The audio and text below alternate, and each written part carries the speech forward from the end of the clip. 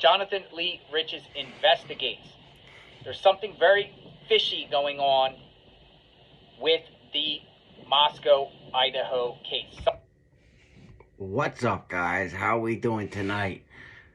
The king is back again. I think this is what, 3 today? 3 or 4? Something like that.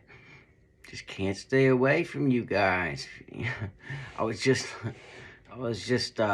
looking at John Rich's page. I was scrolling around. He's doing like 10 videos at least, just putting out a lot of crazy stuff. I don't know. You guys might want to just go look at it. I don't know. But anyway, we're going to be taking a look at one of his videos. Mortesnsen and Bethany Funke. Something's fishy. So, here we go. Something smells fishy when it comes to this tragedy. Smells fishy, I forgot. And I say that because a lot of misinformation out there, a lot of contradicting information with this case from the beginning. Why is he standing there telling us this while he's standing on a boat, right? I just can't, it's hard for me to get past that. I'm trying to. I guess he's trying to show us the view, right? The probable cause affidavit. This guy, he's funny, man. I don't know if he just doesn't have it all there or if he's a clown. Is a lot different than what Moscow police were telling the public during the first 7 weeks of when. Let me know what you guys think. I mean, am I just reading them wrong, or did you not have? I don't know. I'll stop talking about it. This tragedy happened.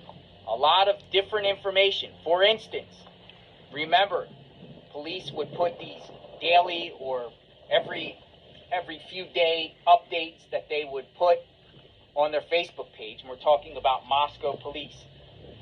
And they said that the 2 surviving roommates, Mortesnsen and Bethany Funke, they were asleep downstairs. But that's not the case, according to the affidavit of probable cause submitted by Corporal Brett Payne with the Moscow police. Brett Payne says that one of the surviving roommates, Mortessen, DM, was not on the first floor, but on the second floor. Yeah, Dylan's bedroom was on the second floor. Bethany lived on the first floor. So yes, that's why they were there, because that's where their rooms were. In case anybody does not know that by now. And was awake when the stabbings occurred.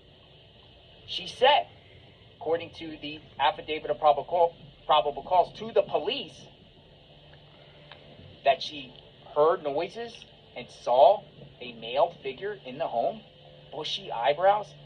That's not what the police were telling the public. That alone is fishy.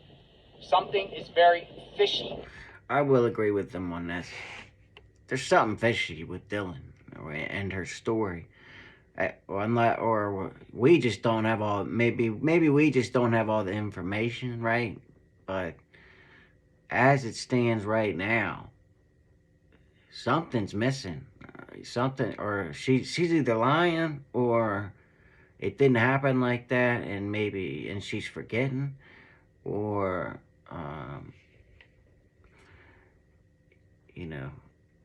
something's wrong. But about that, then we have Bethany Funke, right? And the affidavit of probable cause says that Bethany Funke told police that Ethan and Xana were at the Sigma Chi party to what, after 1 a.m.?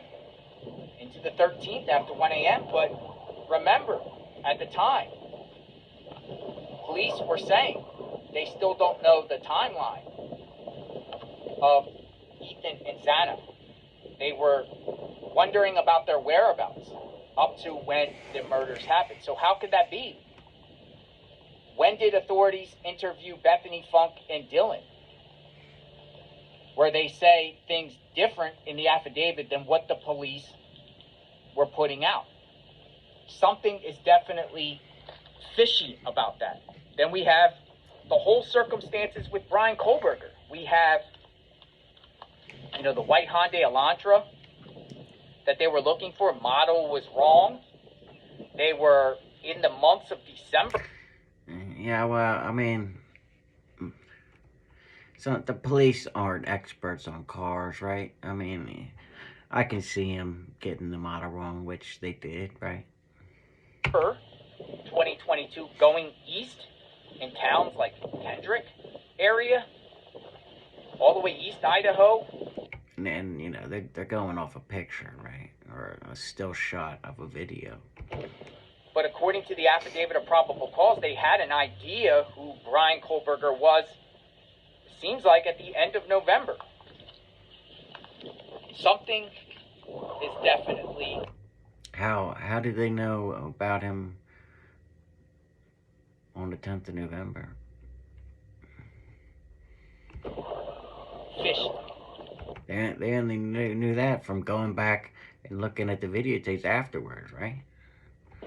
And now we're hearing that the Moscow County Commission allocates all this money towards Brian Kohlberger's defense team. How much money is going towards the prosecution in this case? Remember, his attorney was Xana Kernodle's mom's attorney, but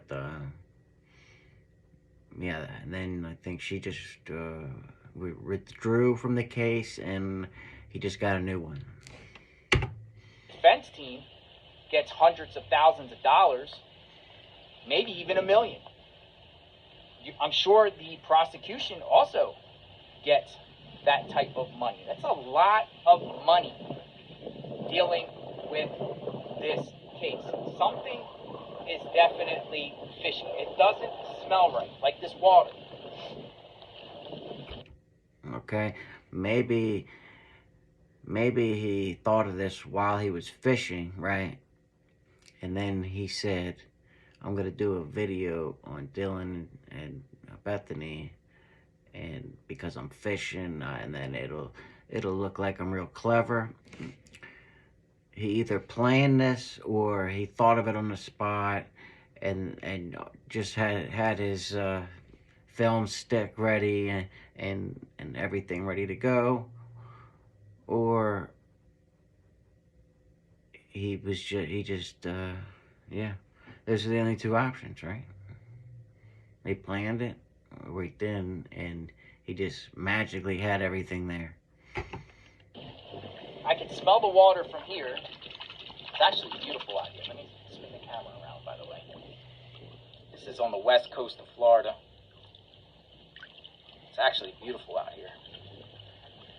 This is like a channel inlet. Okay, yeah, so, well, let me skip ahead. When I say that, you think gag orders should be in play?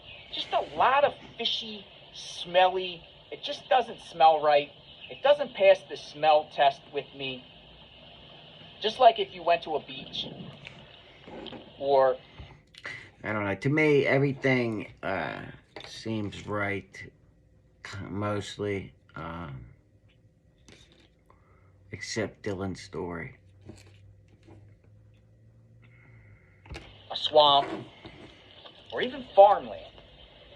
It doesn't smell right on farmland. Cow manure. Alright, yeah, he's just gonna talk about cow manure. But, alright, yeah, so, I don't know, let me know what you guys think. I think the only thing that smells fishy is Dylan's story so far, really. There's something else going on, or something else happened that we don't know about. I think. But let me know what you think. If you liked it, hit the like button. If you didn't, don't. And Truth Crime King out.